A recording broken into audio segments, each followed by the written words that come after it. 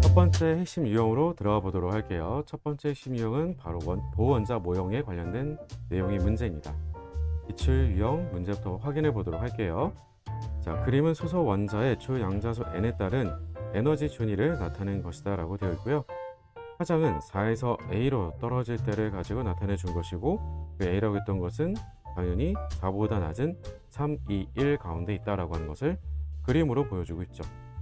자, 이런 그림을 통해서 우리가 또 한 가지 확인할 수 있는 것 중에 한 가지는, 문제에서 말로 주지 않더라도 에너지 준위가 낮아지는 방향 쪽으로의 전자 전이가 일어나고 있기 때문에 그때 방출하게 되는 파장들을 볼 수 있다는 거죠.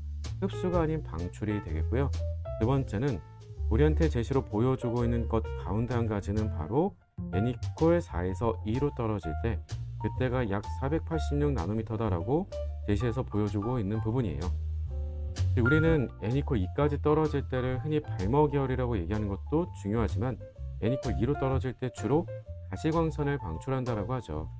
그래서 기본적으로 기억하고 있어야 될 내용 가운데 한 가지는 어떤 게 있을까라고 하면, 가시광선에 해당되는 파장 영역이에요.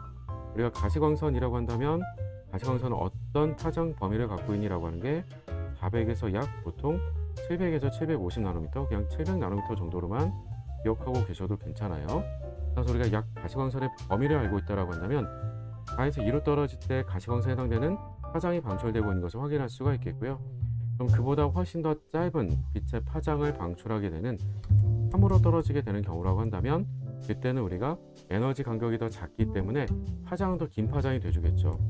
더 긴 파장이 돼주는 적외선을 우리가 방출하게 되는 거구나 라고 하는 것을 볼 수가 있겠고요. 실은 적외선이라고 하는 표현도 우리가 가시광선이라고 하는 표현에 같이 묶여 있게 되죠.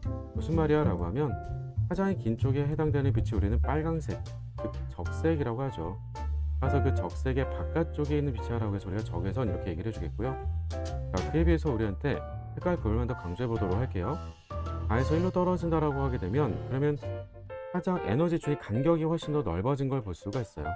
그 말은 다시 해서 다음같이 가시광선을 방출하게 되는 빛의 파장 범위보다는 더 우리가 에너지 준위 간격이 더 큰 거니까 파장은 그럼 더 짧은 범위 쪽으로 가야 되겠죠.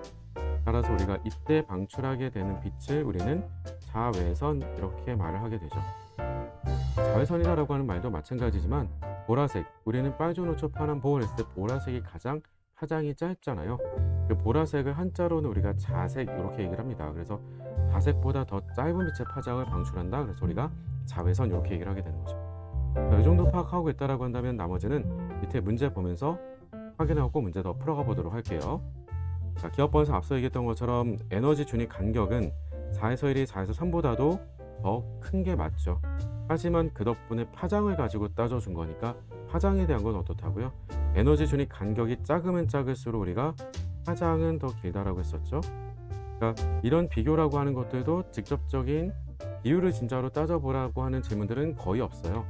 항상 우리가 비교하는 것들이 거의 대부분인 거고요. 분모 분자를 비교하라고 했을 때 그 비교의 대상은 실은 에너지 준위 간격 차를 봤을 때 누가 더 큰 거라고 하면 4에서 1이 더 큰 거니까, 크면 클수록 파장 짧다라고 했던 것, 그래서 분모가 더 크기 때문에 1보다 크다라고 하는 것은 틀렸어 라고 그냥 읽어주면 그만이겠죠. 항상 시험이 뭔가 계산인 것 같고 계산 연습도 많이 하라고들 들을 수도 있겠지만 꼭 그렇지만은 않아요. 대표적인 눈에 확 띄는 부분들에 대한 계산 정도만 물어보지 의사로 복잡한 계산은 거의 잘 안 물어봅니다. 자, 니은번 3에서 2로의 전자전이는 자외선 영역의 빛을 방출한다라고 되어 있는데, 우리가 n 이퀄 2로 떨어질 때다라고 하는 것은 어떻다고요?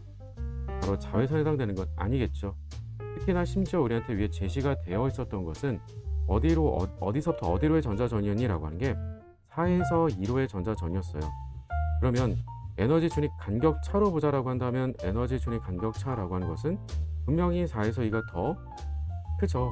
더 크면 그 말은 다시 해서 3에서 2라고 했을 때는 파장이 반대로 분명히 더 길다라고 얘기를 해줘야 되겠고요.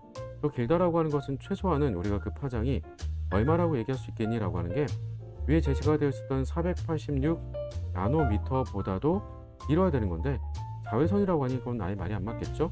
그래서 니은번도 틀렸고요.